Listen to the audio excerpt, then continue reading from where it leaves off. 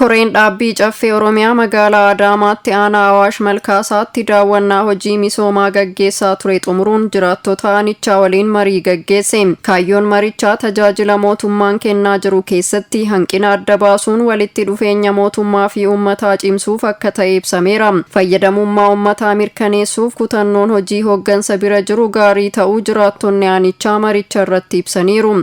Mootummaa hedduu arginee jirra. Ani umri kee keessatti mootummaa sadi keessa taree jira. Tokkoffaa misooma olaal. Har'a Itoophiyaa waan argiteen beeyin misoomsiteen beeyin hin gootiidha akka yaadan akka giddibii Abbaay. Misooma bona keessa qamadii facaasu, misooma atkiltii, misooma gaazii kana hunda ka argamsiisu mootummaa kana yeroo gabaabaa kana keessatti.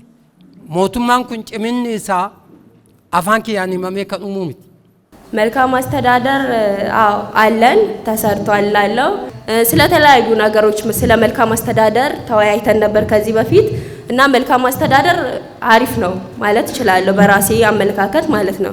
ገመብራቲን hanqinni daandii mijataa buufata fayyaa ibsaa fi dhiheessii xaa'oo jiraachuu kaasaniiru. Nu qotee bulaadha. Xaa'oon nu rakkisee jira. Xaa'oon kiniinii taabileettii nutti ta'ee jira. Naaftaan wayim boba'aan qaawwin isaa nutti ulfaatee jira. Kana rakkina bakka feenitti simannu namni rakkina keenya nurraa kaasu hin jiru. Qotee bulaan kun abbaa biyyaatis kaleechas abbaa biyyaati borus abbaa biyyaati. Xaa'oon nu rakkisee jira. Gara fayyaatitti gaafa dhufnu xeena daa'ibaadhaan waan wal qabatu waan kaaftani siyaa'inni hin jiraa qophaa'ina hin qabaa jiru hoogganaa hojjechuudha. Doktorri meeqa jira hoogganaa isaaniitiin irraa hubachuun hin danda'amu. Kunis bu'uura irraa nuuf furamuu qaba fayyaadha waan ta'eef. Egaa uummata fayyaa lammii fayyaa qabutu waan mara waan amma hin kana hunda deema waan ta'eef kunis irratti nu hojjetamuu qabu.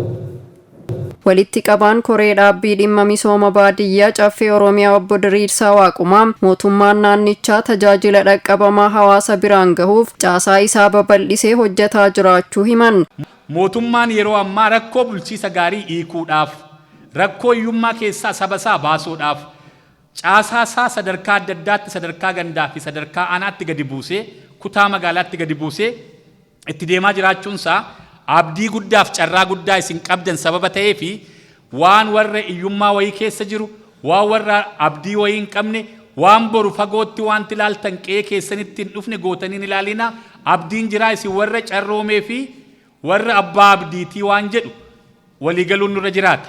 Korichis to'annoo fi hordoffii taasisuun komiin hawaasaa deebii akka argatuuf ergama isaa ni bahata jedhan.